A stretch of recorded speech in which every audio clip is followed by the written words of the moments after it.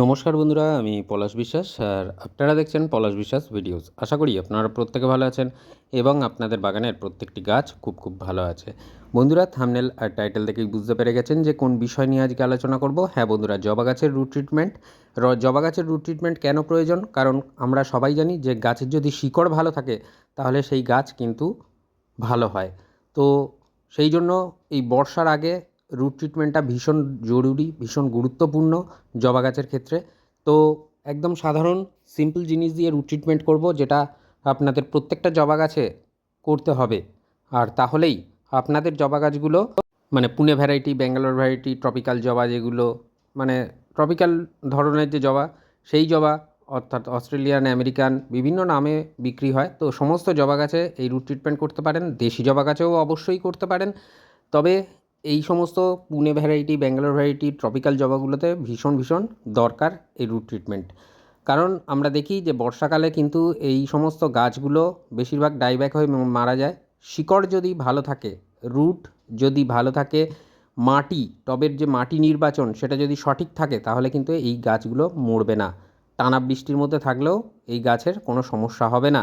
বর্ষার যে পরিচর্যা, সেই পরিচর্যা অবশ্যই নিয়ে আসব, তখন দেখতে পাবেন। কিন্তু এখন যে কাজটা বলছি, যে কাজটা দেখাচ্ছি, সেই কাজটাকে ঝটপট করে ফেলুন, অর্থাৎ জবা গাছের রুট ট্রিটমেন্টটা চটপট করে ফেলুন। আমি এই গাছটার উপরে দেখাচ্ছি, এটা আমার একটা পুনে ভ্যারাইটি জবা।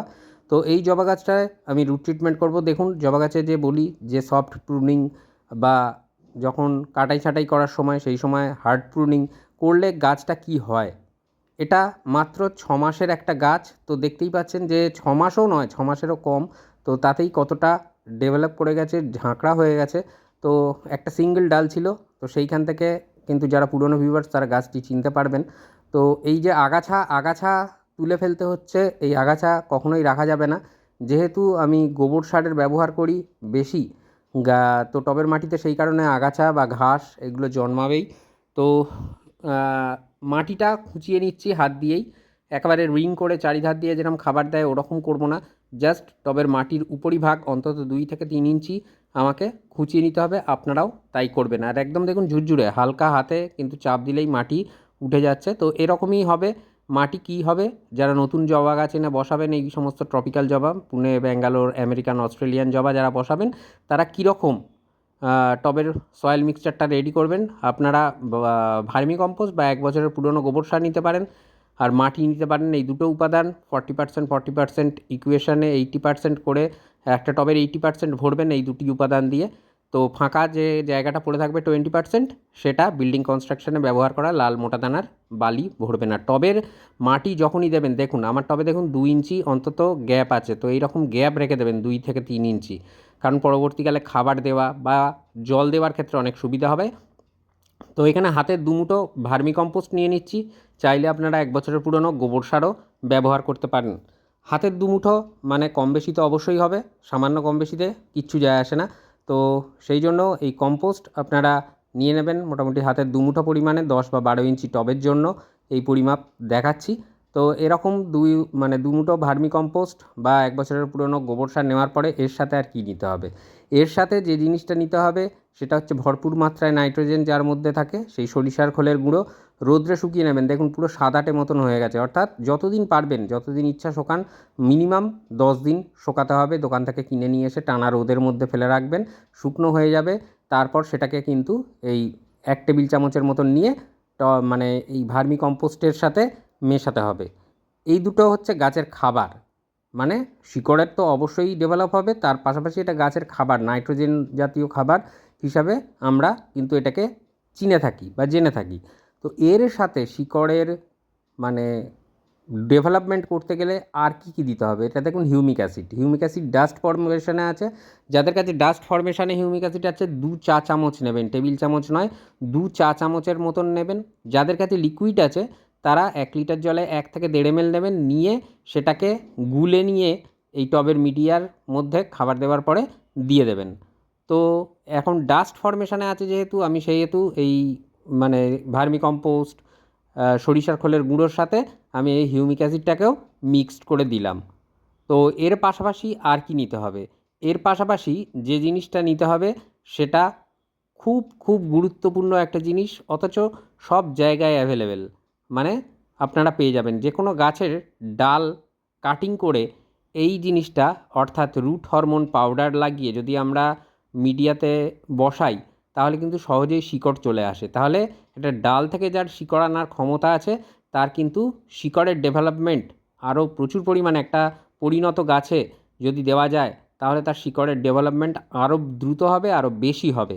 তাই এক্কেবারে এই জুনের মাঝামাঝির মধ্যে এই রুট ট্রিটমেন্ট আপনারা করে ফেলুন। কতটা নেবেন, এর ভিতরে যে স্পুনটা আছে সেই স্পুনের 1 স্পুন আমরা কিন্তু এই রুট হরমোন পাউডারটা নিয়ে নেব।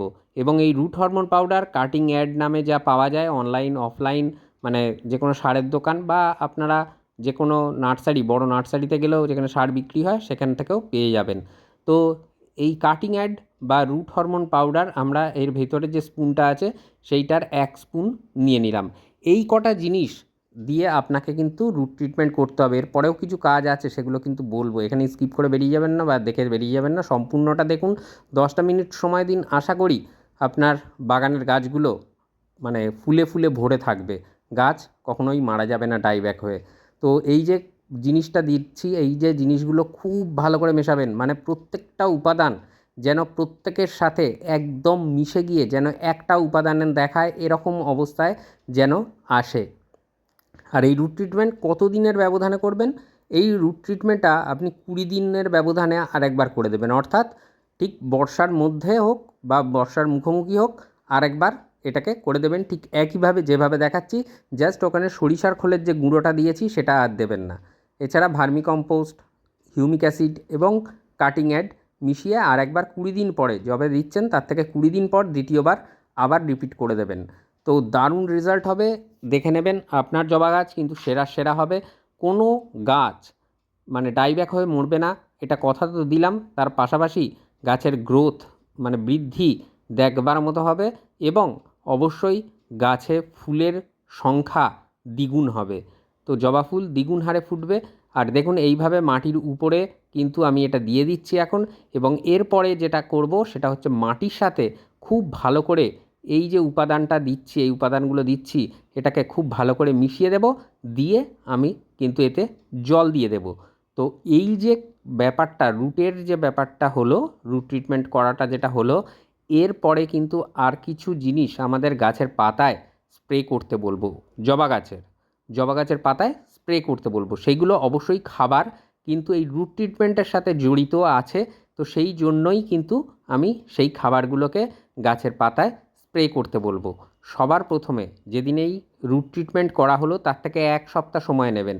1 সপ্তাহ সময় নিয়ে একবারই আপনারা গাছের পাতায় যে কোনো একটা প্ল্যান্ট গ্রোথ রেগুলেটর বা পিজিআর যেটাকে বলা যায়, যেমন আছে মিরাকুলান আছে, বুস্টার 2 আছে, এরকম বিভিন্ন পিজিআর বা প্ল্যান্ট গ্রোথ রেগুলেটর আপনারা যদি অনলাইনে সার্চ করেন, সেখানেও যেখানে ফার্টিলাইজার বিক্রি হয় সেই সব সাইট থেকেও পেয়ে যাবেন।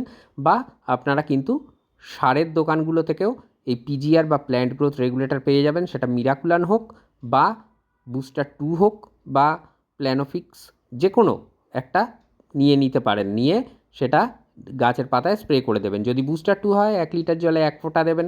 আর যদি মিরাকুলান হয় তাহলে 1 লিটার জলে 20 ফোঁটা বা 1 ml দেবেন। দিয়ে আপনারা কিন্তু গাছের পাতায় একবারই, মানে এটা জাস্ট 1 সপ্তাহ পরে আপনারা গাছের পাতায় স্প্রে করে দেবেন। আর এছাড়া যেরকম খাবার দাবার চলছে জবা গাছের, যে জুন মাসের পরিচর্যা দেখিয়েছি জবা গাছের, সেই মতো আপনারা পরিচর্যা করুন, দুর্দান্ত রেজাল্ট পাবেন। খালি এই রুট ট্রিটমেন্ট করার 3 দিন আগে এবং 3 দিন পরে কোনো ধরনের ফার্টিলাইজার টবের মাটিতে দেবেন না। ব্যাস এইটুকুনি খেয়াল করে রাখবেন। জল দেওয়ার ব্যবস্থাপনাটা খুব দরকার, খুব ভীষণ জরুরি এই সময়। জল বুঝে দেবেন, অর্থাৎ যেন খটখটে মাটি শুকনো না হয়ে যায় রোদের তাপে, আবার কাদা জ্যাবজ্যাবে হয়েও যেন না থাকে। আর এই যে রুট ট্রিটমেন্টের পর যে জল দেওয়ার ব্যাপারটা, এটা কিন্তু 200 ml থেকে 250 ml তরল দেবেন। এমন তরল মানে জল দেবেন, এমন জল দেবেন না যাতে করে ড্রেনেজ সিস্টেম দিয়ে এই জলটা বেরিয়ে চলে যায়, এটা যেন না হয়। এটা খালি মাথায় রেখে জলটা দেবেন এবং এটা 3 দিন থেকে 4 দিন এই একই কাজটা করবেন, যেন জল ড্রেনেজ আউট হয়ে না বেরিয়ে চলে যায়। তো এইটা মাথায় রেখে আপনারা এই রুট ট্রিটমেন্টটা করে ফেলুন। ভীষণ ভালো রেজাল্ট পাবেন। জবা গাছে ঝাঁকে ঝাঁকে ফুল আসবে। আর অবশ্যই প্রচুর ফুল ফোটাতে জবা গাছকে সুস্থ রাখতে গেলে এই রুট ট্রিটমেন্ট বর্ষার আগে ভীষণ ভীষণ দরকার। তো আশা করি বুঝতে পারলেন কীভাবে এই পরিচর্যা করতে হবে। তো আবার আসছি আগামীকাল ঠিক সন্ধ্যে 6টায় নতুন কোনো গাছের পরিচর্যা বিষয়ক ভিডিও নিয়ে। ততক্ষণ সকলে সুস্থ থাকুন, ভালো থাকুন, প্রচুর পরিমাণে গাছ লাগানোর পাশাপাশি দেখতে থাকুন পলাশ বিশ্বাস ভিডিওস। মন থাক চিরসবুজ, পৃথিবী হোক সবুজময়। হ্যাপি গার্ডেনিং বন্ধুরা, খুব ভালো থাকবেন সকলে। নমস্কার।